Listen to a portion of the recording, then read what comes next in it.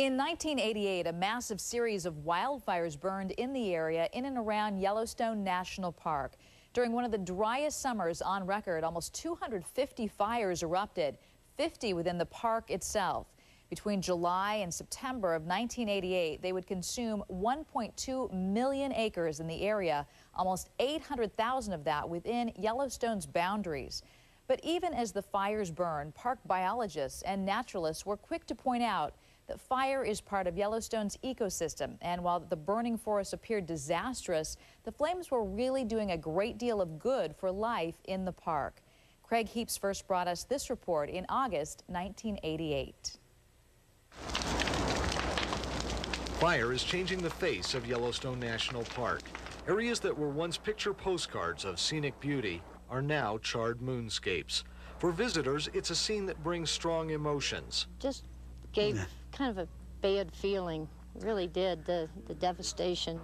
But for scientists such as Don Despain, the fires here are simply part of the order of things. From my standpoint as a research biologist, it's neither good nor bad, it's a part of nature. Despain has studied the history of fires in Yellowstone, and he says that even in the midst of devastation, there is already life springing from the ashes. The root crowns, some rhizomes in the soil, and seeds that are still alive in that soil, and they'll begin growth next spring.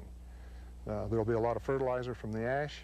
Naturalist Louisa Wilcox says fires are an important part of the ecosystem at Yellowstone, getting rid of old vegetation and making way for new. Fire has largely taken the place of other decomposers in this ecosystem. Unlike other parts of the country, we do not have the fungi and bacteria needed to decompose dead plant life and dead animal life here. Although the fires may cause some problems for wildlife in the short term, burning some and destroying the feeding grounds of others, Wilcox says it will be better for them in the long run. In the long run, we're going to see greener areas, more nutritious habitat, more valuable habitat for an array of different species in Greater Yellowstone. Yellowstone has a history of big fires such as this. The last one was in the mid-1800s. And maybe 100, 150 years before that, 1750, 1730, somewhere in there was another time when there were very large fires of this kind. And it's quite evident that this thing has gone on for thousands of years. When fires appeared to devastate Yellowstone National Park in 1988, biologists told us it was all part of the natural cycle of things there. 14 years after those fires, KTVU's George Watson returned to Yellowstone to see for himself how the park was recovering. The sun shines benignly upon the forests of Yellowstone National Park. This land where the grass grows and the wind blows, all constants in the evolution of this magnificent place. But equally at home here is the phenomenon of fire. In the summer of 1988, nearly 800,000 acres of forest burned, the largest wildland fire in history. At its worst, some thought it was the end of Yellowstone. Here the whole park was burning up. Nobody would ever come to visit it again, and it was all going to be ashes, and it was burning so hot in such large areas that it would take hundreds of years for it to grow back again. And I'd had enough experience by that time to know that wasn't the case. There will be trees again. It will be beautiful again. But it's going to take a long time, and I think we're going to all have to work together. In fact, after the first year, most of the grassland was back. It's the trees that are a different story. After an enormous wildfire, forests are not on a fast track to recovery.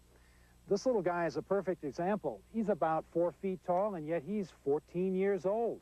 The forest is coming back, but it's according to nature's timetable. Obviously that it's going to take a long time for this forest to attain a mature height. It might be in Yellowstone here 50 or 60 years or more before trees are tall, and so it isn't going to look the same. Dead trees litter the ground like a giant game of pickup sticks abandoned by nature's players, wind and fire. There are curious swaths of dead trees surrounded by green, healthy ones. What whim of nature left them standing? Everywhere you look, you can see the new vitality of Yellowstone. We have had excellent regeneration here. I think that it's hard for all of us in our short lifetimes to appreciate that there'll be a 10 or 15 year period where things are black, where the trees are small. In 1988, the Yellowstone Fire burned from June until October, coming under control only after the first snows of September began to fall. Even as the fire played out, the people that knew the land the best knew also that fire is part of the process, nature literally cleaning house.